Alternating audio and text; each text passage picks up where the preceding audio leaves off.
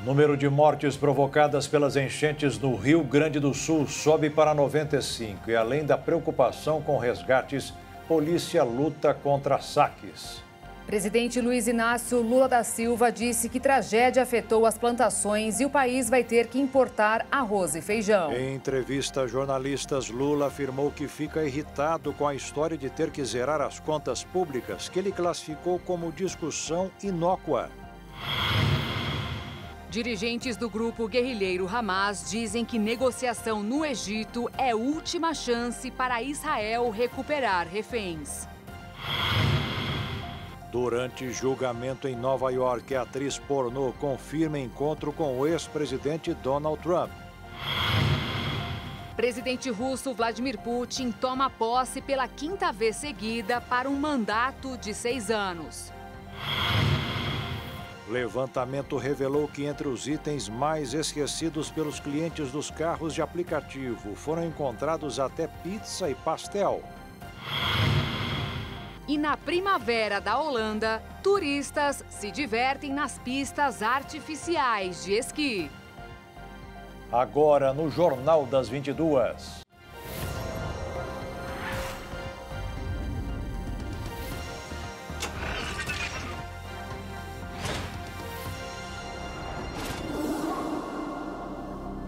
Olá, boa noite. Boa noite. Subiu para 95 o número de mortos em razão das chuvas, fortes chuvas que atingiram o estado do Rio Grande do Sul. Ao todo, 131 pessoas continuam desaparecidas e 372 estão feridas. O mais recente relatório apontou que quase 1,5 milhão de pessoas foram afetadas em 397 municípios do estado. Desde o início do período de chuvas, o rio Guaíba subiu mais de 3 metros e no último sábado chegou aos 5,33 metros, maior alta da história.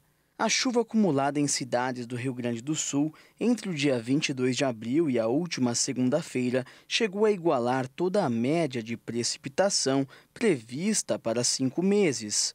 A cidade de Fontoura Xavier, com 778 milímetros, e Caxias do Sul, com 694 milímetros, aparecem no topo da lista do levantamento do clima-tempo.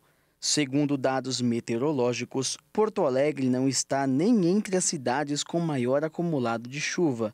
Apesar disso, a capital gaúcha segue paralisada pelas enchentes do Guaíba. E mesmo neste momento onde o Brasil inteiro presta solidariedade para o Rio Grande do Sul, ainda existem pessoas que insistem em tirar vantagem dessa situação, explorando os moradores com preços abusivos. Por esse motivo, com o objetivo de defender os interesses e direitos do consumidor do Rio Grande do Sul, a Secretaria Nacional do Consumidor, do Ministério da Justiça e Segurança emitiu uma nota técnica com base no Código de Defesa do Consumidor para evitar que os preços abusivos sejam praticados por comerciantes na venda de itens de primeira necessidade, como água e alimentos. A nota técnica é dirigida especialmente aos órgãos da administração pública do Estado. E no meio de toda essa tragédia, não foram só os seres humanos que sofreram com as consequências. Nos últimos dias, quase 6.000 animais que estavam ilhados foram resgatados com vida por equipes do poder público e voluntários. Até a tarde desta segunda, outros 92 animais foram socorridos pela Polícia Militar de Santa Catarina, que ajudam em ações de resgate de pessoas e animais de estimação no estado gaúcho. Além dos animais domésticos, a tragédia também trouxe forte impacto para a fauna da região. Nesta terça-feira, diversos jacarés foram encontrados na cidade de Eldorado do Sul por uma equipe de voluntários que atua nos resgates. A falta de investimento na prevenção de enchentes dá para explicar grande parte da tragédia no Rio Grande do Sul. Poderia ser menos grave, mesmo em uma região com relevo que não colabora para o escoamento da água das chuvas e as marés de tempestade. Porto Alegre está localizada em uma planície, um tipo de relevo bastante comum em áreas que ficam a poucos metros do nível do mar. Alguns pontos da cidade ficam ainda mais baixos, como é o caso da Zona Norte, onde está o Aeroporto Internacional Salgado Filho.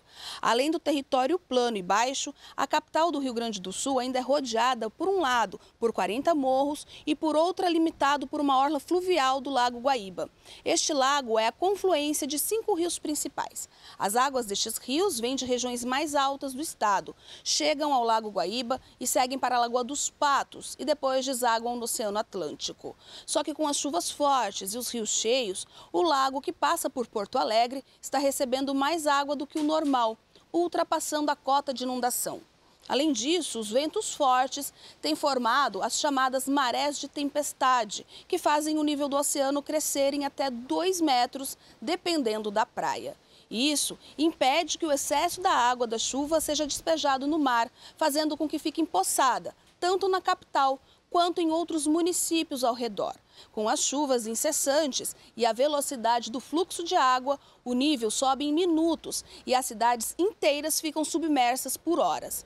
Em todo o estado, já são 397 municípios atingidos. As chuvas mais intensas que o normal no sul são um dos motivos para as enchentes, mas não o único.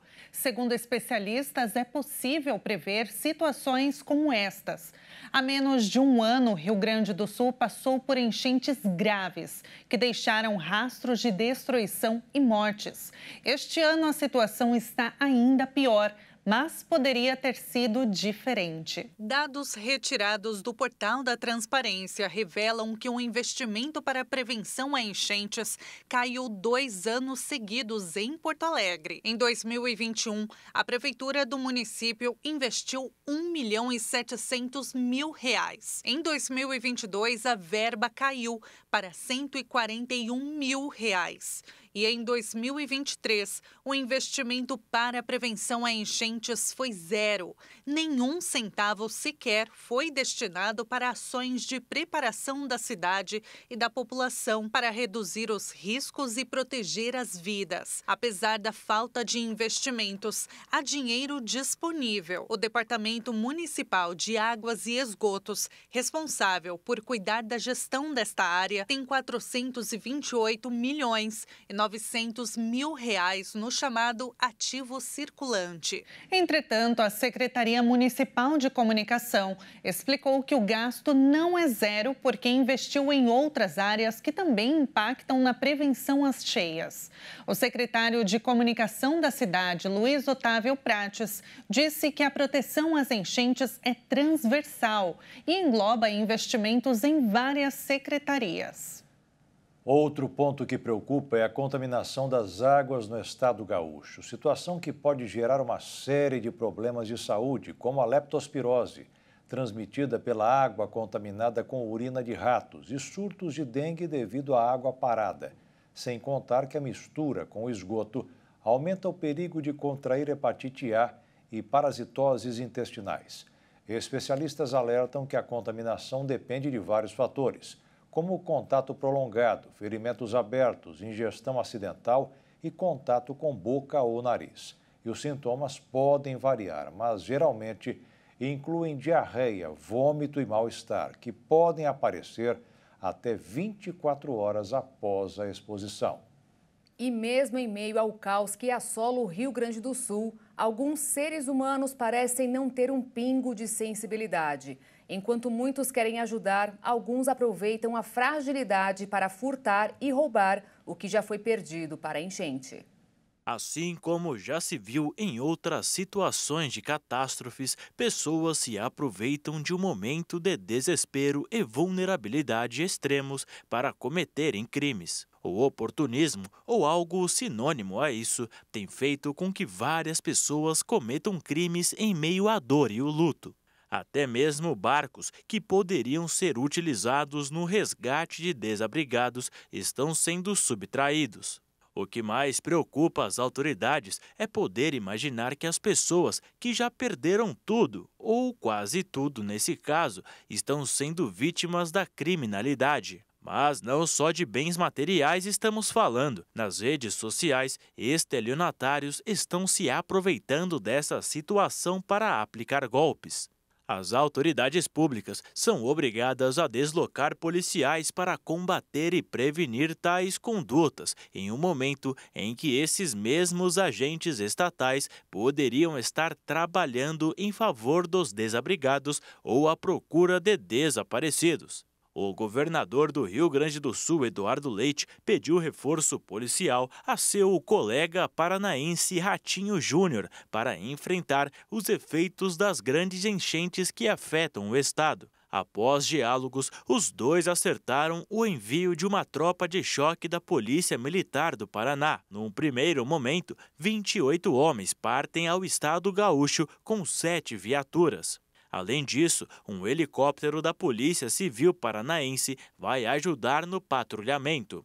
Mais uma vez, fica claro que o crime é o resultado do livre-arbítrio e não uma consequência lógica da ausência de oportunidades e da exclusão social. Como todos sabem que as consequências jurídicas para esse cometimento de um furto são mínimas, surge nesses momentos de calamidade e de tristeza o incentivo para subtrair do outro o pouco ou quase nada deixados pela força das águas. Ou seja, ao que parece, analisando a situação no Rio Grande do Sul, só nos resta entender que precisamos melhorar muito como seres humanos. Devido à situação atual, a Receita Federal adiou de 31 de maio para 31 de agosto o prazo de entrega do imposto de renda de quem mora nos municípios gaúchos afetados.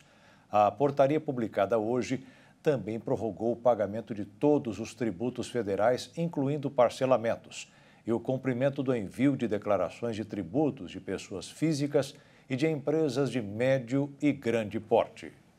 Em um ambiente completamente alagado, quem também decidiu participar dos trabalhos de resgate são os surfistas de Niterói, no Rio de Janeiro. O ambiente que eles conhecem é mais perigoso, mas eles sabem nadar.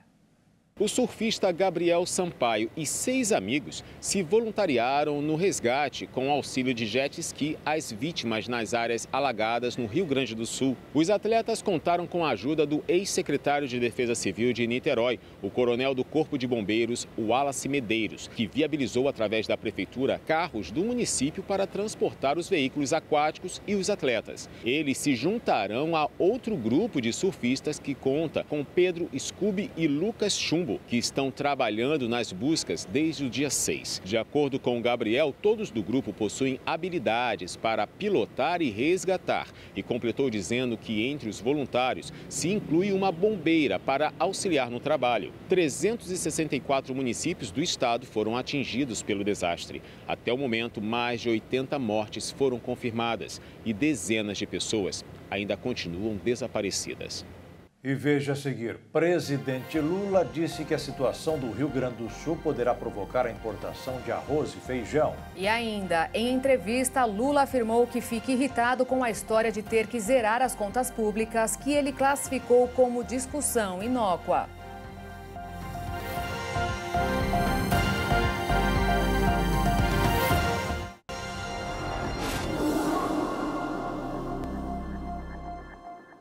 O presidente Luiz Inácio Lula da Silva afirmou hoje que fica irritado com a discussão sobre zerar as contas públicas, que é um assunto que não se ouve em outros países.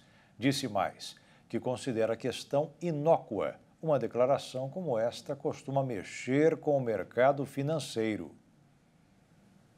Primeira vez que o presidente da República explicitou de forma mais transparente o que pensa da situação fiscal do Brasil.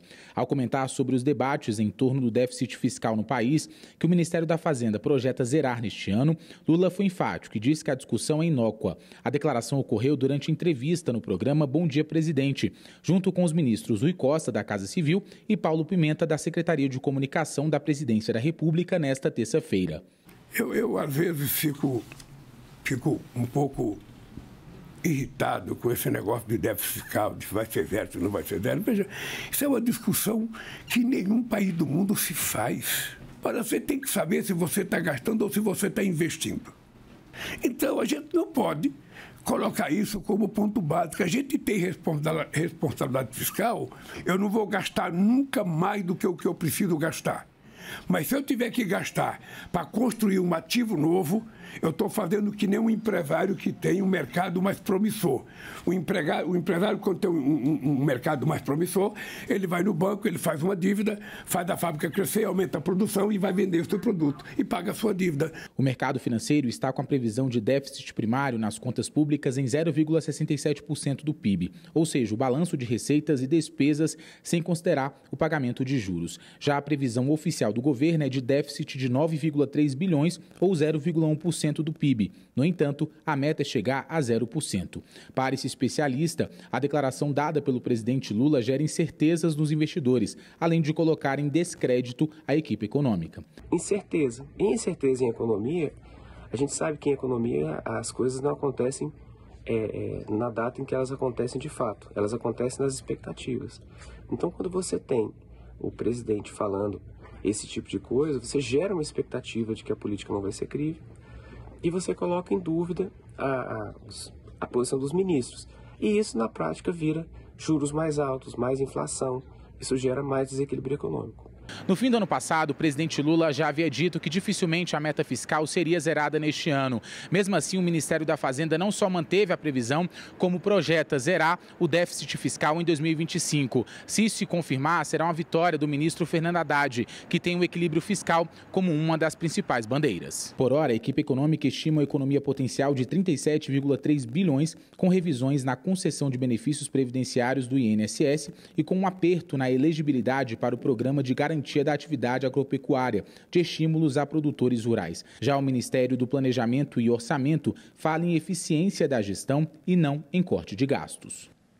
No mercado financeiro, os investidores repercutiram falas mais duras de dirigentes do Banco Central dos Estados Unidos sobre as expectativas do rumo da política monetária do país. A terça-feira também foi movimentada com a divulgação de medidas econômicas para minimizar os estragos das chuvas no Rio Grande do Sul. Com isso, o dólar fechou em queda de 0,13%, cotado em R$ 5,06 na venda. A Bolsa de Valores fechou em alta de 0,58% aos 129.210 pontos. O presidente Lula disse que, se for o caso, o Brasil terá que importar arroz e feijão para lidar com prejuízos nas safras no Rio Grande do Sul devido aos estragos causados pelas chuvas. O estado é o maior produtor de arroz do país.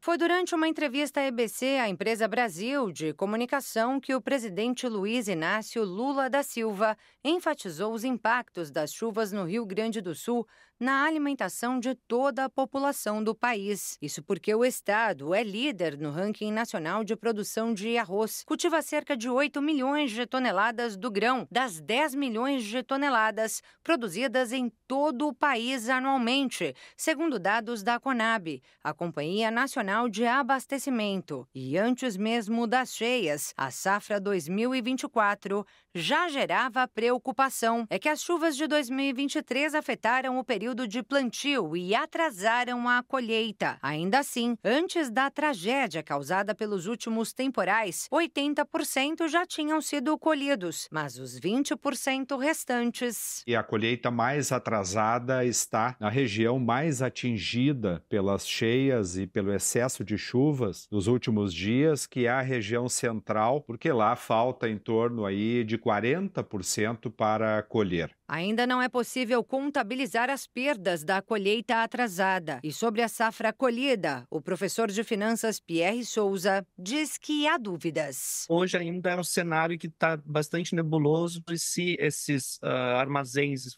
foram inundados ou não, se perdeu aquela parte da safra que já estava colhida, mas ainda não foi beneficiada. Então ainda tem um campo de dúvidas bastante grande. Diante das incertezas, a possibilidade de importar arroz, como sugeriu o presidente Lula, não pode ser descartada, segundo o economista André Brás. Mas ele pondera. Mas o preço do arroz no mercado internacional também está em alta. A Índia, que é um dos maiores produtores de arroz do mundo, também limitou as exportações até para garantir uma oferta maior dentro do país. Então, isso promoveu o aumento do preço do arroz que pode continuar sendo aí um destaque na inflação nos próximos meses, né? O presidente da Federarroz, a federação que representa associações de arrozeiros regionais do Rio Grande do Sul, diz que a colheita feita até aqui é suficiente para abastecer o país. Nós temos aí plenas condições de afirmar que nós não temos problemas com relação ao abastecimento do mercado interno. Nós temos sim um problema de logística momentaneamente, principalmente a ligação aí com o interior do Rio Grande do Sul. Isso porque as chuvas bloquearam praticamente todas as vias de transporte da mercadoria, como também destaca o economista Paulo Gala. Exato, você tem o problema da armazenagem, você tem o problema da rodovia, da hidrovia, da ferrovia, do porto e do aeroporto, porque nesse momento toda a estrutura logística está colapsada. Principalmente devido aos problemas de logística, já nos próximos dias será possível sentir o aumento no valor do produto. Isso segundo os especialistas. E conforme as prateleiras dos supermercados forem ganhando lacunas sem reposição, esses preços podem subir ainda mais. Os economistas ainda alertam para a possibilidade de algumas regiões do país enfrentarem desabastecimento desse que é um dos principais alimentos na mesa de qualquer brasileiro. Basta lembrar o que aconteceu, por exemplo, na greve dos caminhoneiros, né, quando começou a faltar alimento em São Paulo. São Paulo é muito dependente da produção de alimentos do sul do país, tanto do Rio Grande do Sul, quanto de Santa Catarina, quanto do Paraná, né? Então, a consequência vai ser bastante dura para a gente e deve afetar o abastecimento de arroz e de feijão, sem dúvida, né? Mas a situação do feijão é menos crítica. Os principais estados produtores desse alimento são Paraná, Minas Gerais, Goiás, Mato Grosso e São Paulo. O Rio Grande do Sul também cultiva, porém as possíveis perdas por lá podem ser supridas pelo plantio de outras regiões. Mas os impactos serão sentidos em outra parte da lavoura gaúcha. O Rio Grande do Sul é responsável por uma importante fração da safra agrícola de trigo, milho e soja, cujos preços também devem subir como reação à escassez gerada pelos estragos causados pelas chuvas, contaminando inclusive os preços de outros produtos que dependem desses grãos. A criação de animais, como aves e a produção de ovos também, a criação de suínos, né, tudo isso demanda rações que podem ter seus preços elevados em função desse problema climático. Então, não é um problema trivial, é um problema grande que pode sim afetar muito, né, a economia do Estado e também a economia nacional. A compra de imóveis usados pelo programa Minha Casa Minha Vida recebeu mais um incentivo do governo federal. As novas regras vão realocar recursos do FGTS, direcionando mais verbas para os financiamentos de famílias com renda de até R$ 4.400. A medida deve facilitar a compra de imóveis usados por essa faixa de renda, que tem menor oferta de imóveis novos e subsídios. O objetivo, segundo o Ministério das Cidades, é alcançar uma contratação recorde no FGTS neste ano, com mais de 550 mil unidades habitacionais. E a preocupação com as tentativas de golpes e fraudes aumentou os gastos das empresas para tentar preservar os seus interesses e dos clientes. A tecnologia, em uma hora como esta, pode ser uma grande aliada contra o crime. Em um relatório da Visa, referente ao ano de 2023, o Brasil foi considerado o segundo país com o maior índice de fraudes. Estas questões preocupam as empresas que estão cada vez mais investindo na segurança para combater os criminosos. Um levantamento realizado pela Serasa Experian, onde foram entrevistadas 331 pessoas jurídicas dos diversos setores como comércio, serviços e indústria, indica que 58% das empresas têm preocupação com fraudes. Esse número sobe para 68% entre as grandes empresas, que dizem estar investindo em medidas de prevenção. Em relação às tentativas de fraudes, as empresas demonstraram maior receio com o vazamento de dados, tanto de clientes como da própria instituição, perdas financeiras e inadimplência, por exemplo. A pesquisa informou que as instituições consideram essenciais as análises dos documentos e as operações de cartão de crédito, o score dos clientes, pois servem para resguardar tanto o consumidor quanto a empresa. Sobre investimentos, o levantamento indica que a prioridade no ranking de atenção desse segmento subiu do 5º lugar em 2023 para a 3ª posição em 2024. A Serasa afirma que as empresas devem reconhecer a importância de se tornarem mais conscientes sobre fraudes. E a proteção é fundamental para trazer menos danos e riscos, além de assegurar as operações e os clientes. A Receita Federal vai realizar no próximo dia 28 um leilão com mercadorias apreendidas ou abandonadas em diversas cidades do Brasil. Serão oferecidos 245 lotes e centenas de produtos e bens, como smartphones e outros aparelhos de informática, bolsas e acessórios. Um dos itens mais caros é uma esmeralda bruta de 137 quilos, pelo lance inicial de 115 milhões de reais.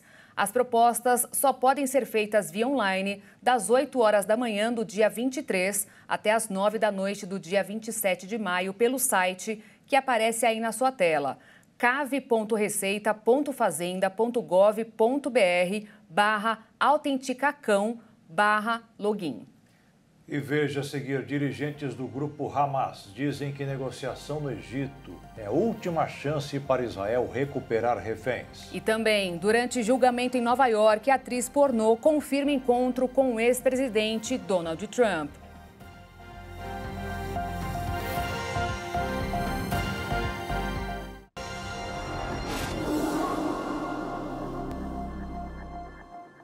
A Comissão de Constituição e Justiça do Senado aprovou hoje a recriação do DPVAT, o Imposto para a Cobertura de Vítimas de Acidentes de Trânsito. Foram 15 votos favoráveis e 11 contrários a esse projeto que prevê a retomada do seguro obrigatório para veículos aqui no país e aumenta em 15,7 bilhões de reais o limite para despesas aí por parte da União. A aprovação também representa uma vitória aqui do Palácio do Planalto, que vai utilizar boa parte desse valor para poder negociar com senadores e também deputados, já justamente visando a votação ou análise na próxima quinta-feira na sessão conjunta do Congresso Nacional dos vetos presidenciais. Ao todo são 27 vetos, mas a previsão é que pelo menos aqueles considerados mais urgentes sejam analisados. Mesmo com o fim do DPVAT, lá durante o governo do então presidente Jair Bolsonaro, os usuários continuavam recebendo ali dinheiro, mas por meio então justamente de um fundo administrado pela Caixa Econômica Federal com recursos então federais. Agora então o projeto de lei prevê o pagamento obrigatório desse seguro anualmente e mantém como operadora do fundo arrecadado justamente a Caixa Econômica Federal. A cobertura inclui indenização por morte e também por invalidez permanente, total ou parcial. Tanto o valor a ser pago pelos motoristas como da indenização serão definidos pelo Conselho Nacional de Seguros Privados.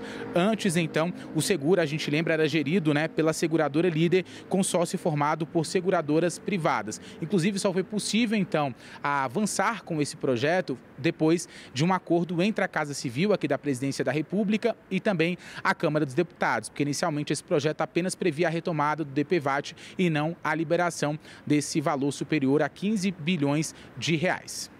Depois de meses de negociação, o Brasil e o Paraguai fecharam um novo acordo sobre a tarifa de energia da hidrelétrica de Itaipu. O Paraguai queria um aumento de 36%, mas aceitou metade. Mesmo assim, o custo da tarifa subiu, embora o governo tenha explicado que o consumidor não vai sentir o reflexo na conta de luz. Pelo novo acordo, terá duração de 3 anos. O dinheiro não será utilizado para abastecer o caixa de Itaipu, mas para investimento em melhorias da segunda maior hidrelétrica do mundo. E quando o atual acordo acabar, está previsto que a atual tarifa será reduzida à metade. O Brasil tem o maior custo de capital para instalar usinas solares entre economias emergentes analisadas pela Agência Internacional de Energia. O país perde, por exemplo, para a Indonésia, México e Índia.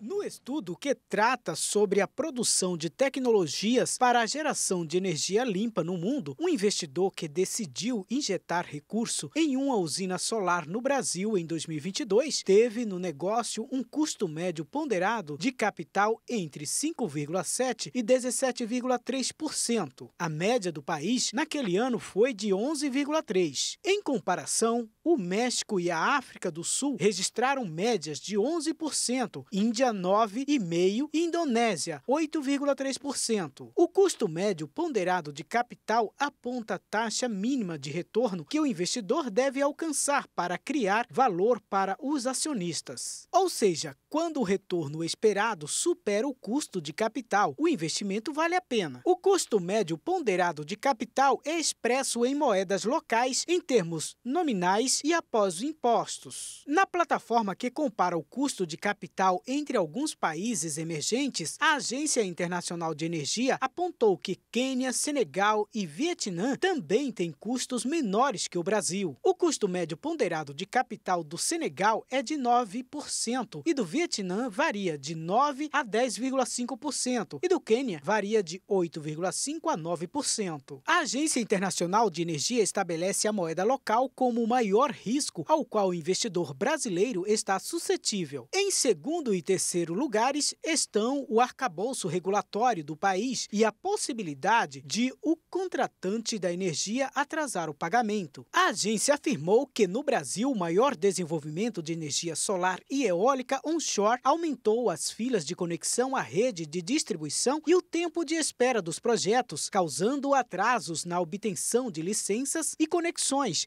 que impedem a visibilidade sobre a demanda futura. Os líderes do grupo guerrilheiro Hamas pediram hoje ajuda dos Estados Unidos para conter o avanço das tropas de Israel sobre o território da cidade de Rafah. E fizeram um apelo para que o governo israelense aceite uma trégua, alertando que esta poderá ser a última chance para a libertação de reféns.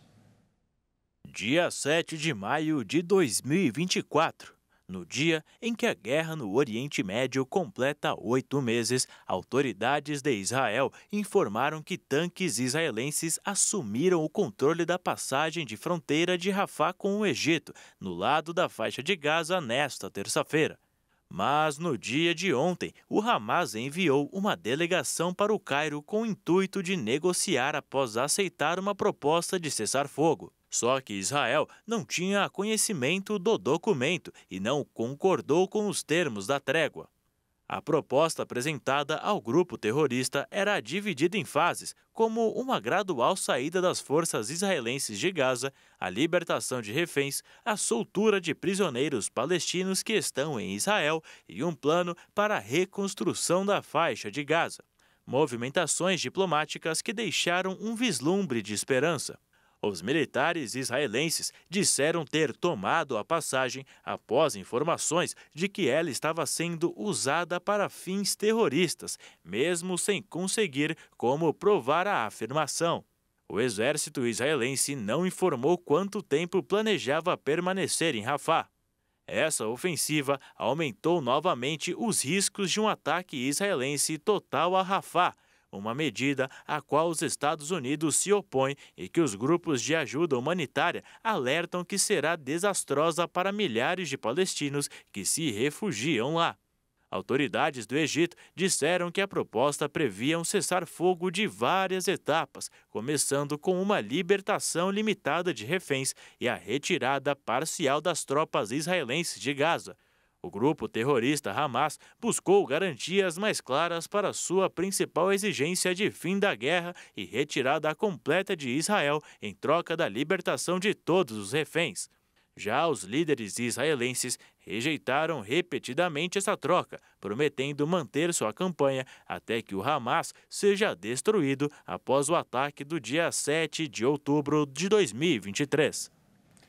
Vladimir Putin assumiu hoje seu 5º mandato para mais 6 anos como presidente da Rússia. Em uma cerimônia no Kremlin, ele prometeu vitória aos russos em meio ao momento difícil que o país passa no momento.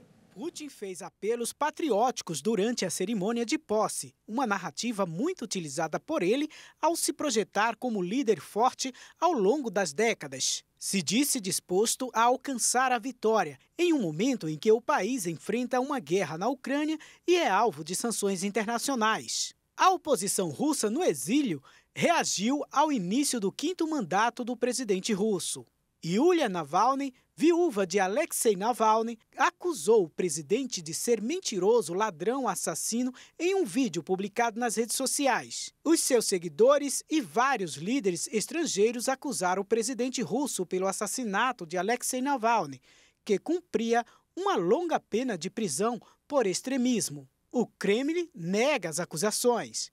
Vladimir Putin foi reeleito em março com 87% dos votos, em um pleito amplamente questionado pelo Ocidente, por não garantir a participação dos principais nomes da oposição, além de outras medidas que minaram a concorrência. Apesar disso, o líder russo conquistou 10 pontos percentuais a mais do que em 2018, em uma votação que durou 3 dias e contou com um comparecimento recorde de 74,22%, segundo a Comissão Eleitoral Central.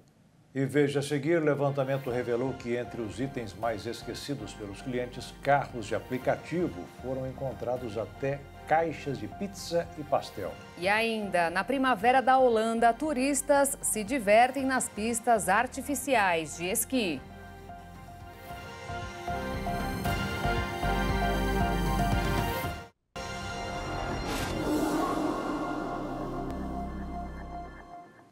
Esquecer 40 pizzas ou 100 pastéis em um carro de aplicativo parece história de pescador, mas não é não, viu, Beatriz? Não é. Os itens estão em um levantamento feito pela Uber sobre o que os clientes deixam para trás depois da viagem.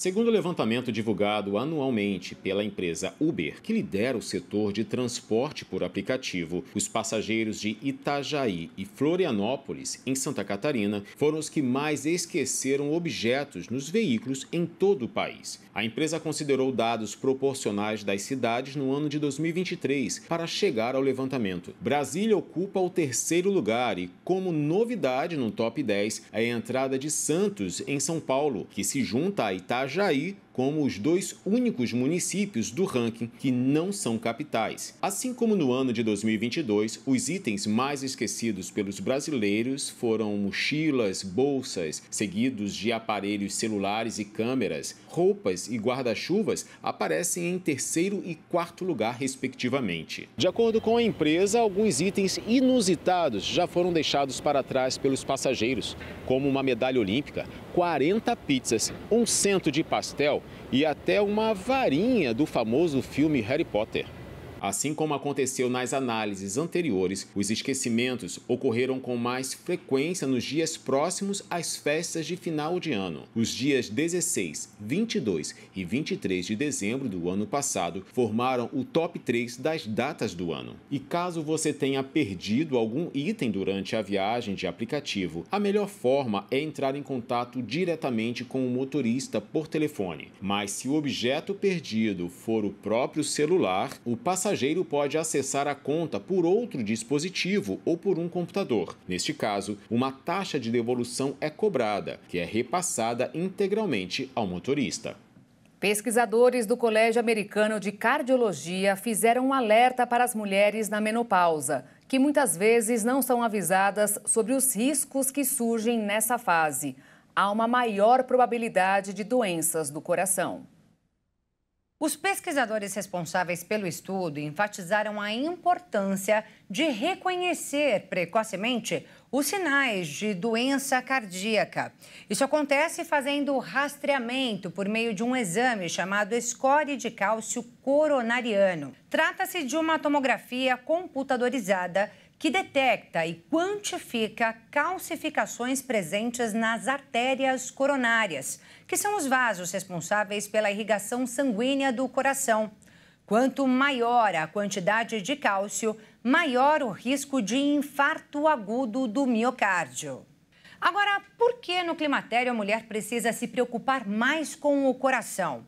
A cardiologista Nina Azevedo explica. Isso é uma coisa pouco difundida, né? A saúde cardiovascular da mulher vem sendo estudada e mais aprofundada nos últimos anos, porque o coração da mulher não é igual ao do homem, tanto anatomicamente ali de constituição, tamanho de artéria, espessura de artéria, quanto em relação aos hormônios, né? Nós temos outros hormônios. Então, o estrogênio, que é um dos grandes hormônios aí que a gente acaba parando de produzir durante a menopausa, ele é um hormônio que traz uma vasodilatação, ele aumenta o tamanho, o calibre das nossas artérias. Isso faz com que o sangue flua mais facilmente e a gente tenha menos chances de desenvolver a hipertensão e as doenças cardiovasculares no período fértil. Quando a gente entra na menopausa, que esse hormônio para de ser produzido, a gente perde essa cardioproteção e, infelizmente, a gente fica mais propensa aí a desenvolver hipertensão e as outras doenças do coração.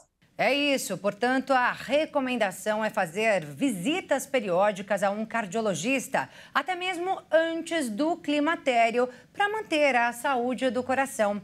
Além disso, a cardiologista alerta para hábitos saudáveis de alimentação, de sono e, principalmente, a prática de atividades físicas, que são essenciais para um envelhecimento de qualidade, tanto para homens quanto para mulheres. Faz bem para a saúde do corpo e também da mente, principalmente nessa fase da pré-menopausa, quando as mulheres ainda enfrentam risco aumentado para um quadro de depressão, como mostrou uma outra pesquisa internacional. Os golpes e os altos preços têm feito com que a China afunde cada vez mais em uma crise imobiliária.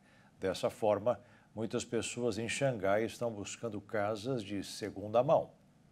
Com cidades chinesas repletas de empreendimentos habitacionais inacabados, não é difícil entender o desejo emergente por casas mais antigas.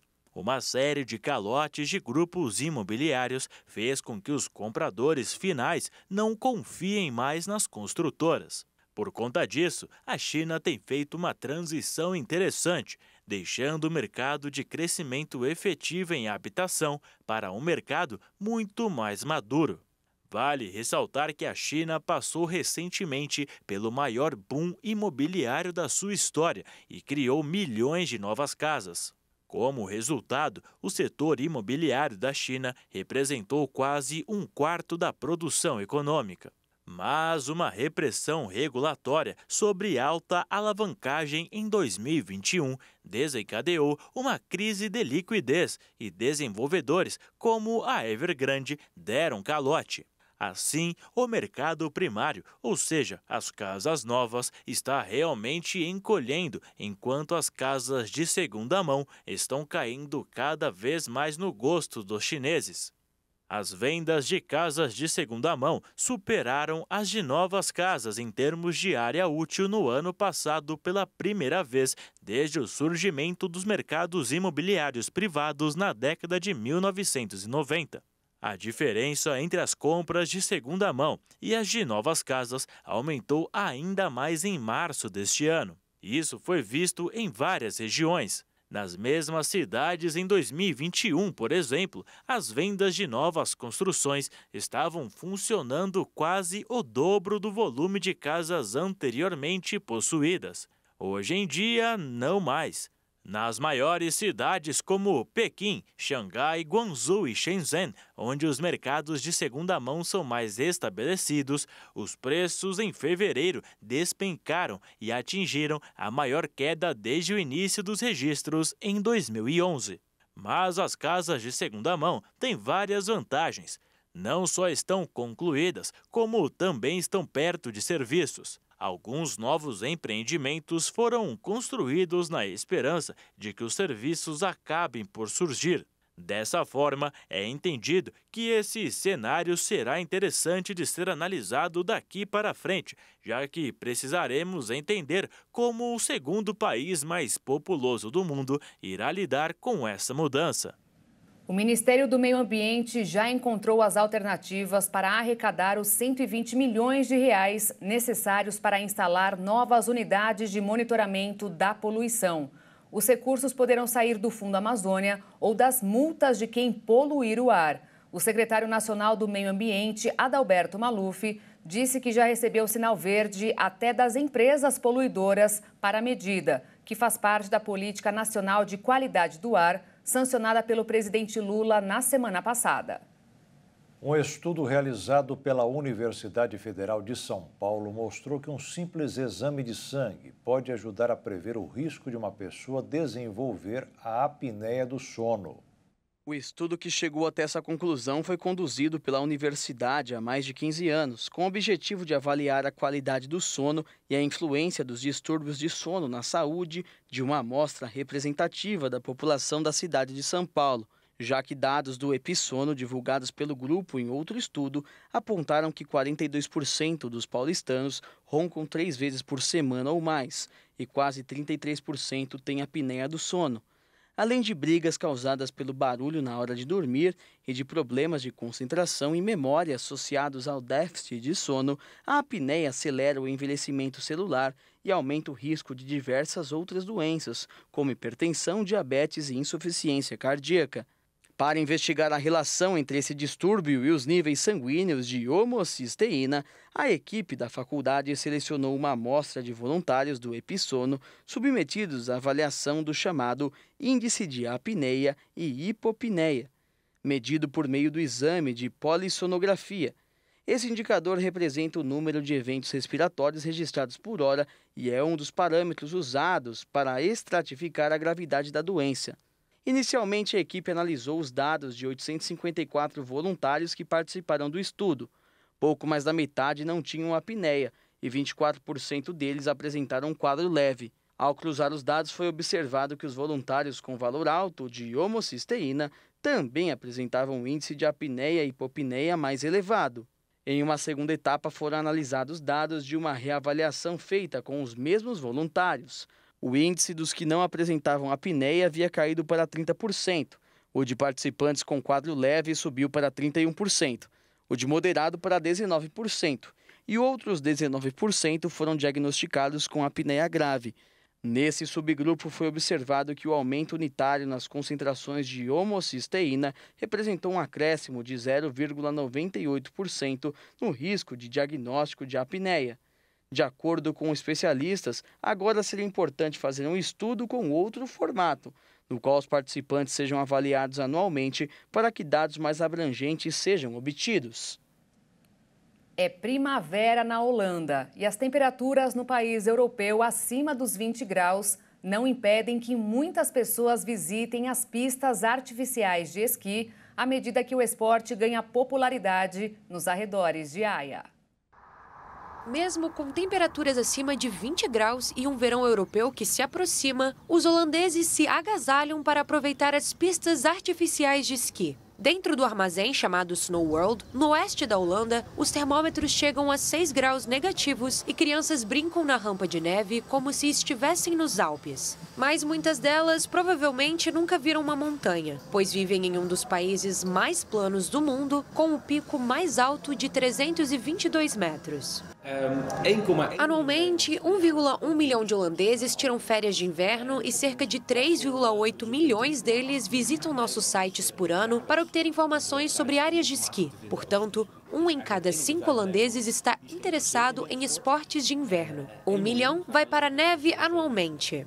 Os holandeses são conhecidos por produzirem famosos patinadores de velocidade, mas também são grandes fãs do esqui, apesar da escassez de pistas naturais. Nenhum outro país possui tantos centros de esqui cobertos por pessoa. De acordo com a Federação Real Holandesa de Esqui, existem 7 instalações para 18 milhões de habitantes e eles têm como objetivo tornar o esqui um esporte de ponta. Mas, enquanto isso não acontece, a maioria dos visitantes vai ao mundo da neve para relaxar.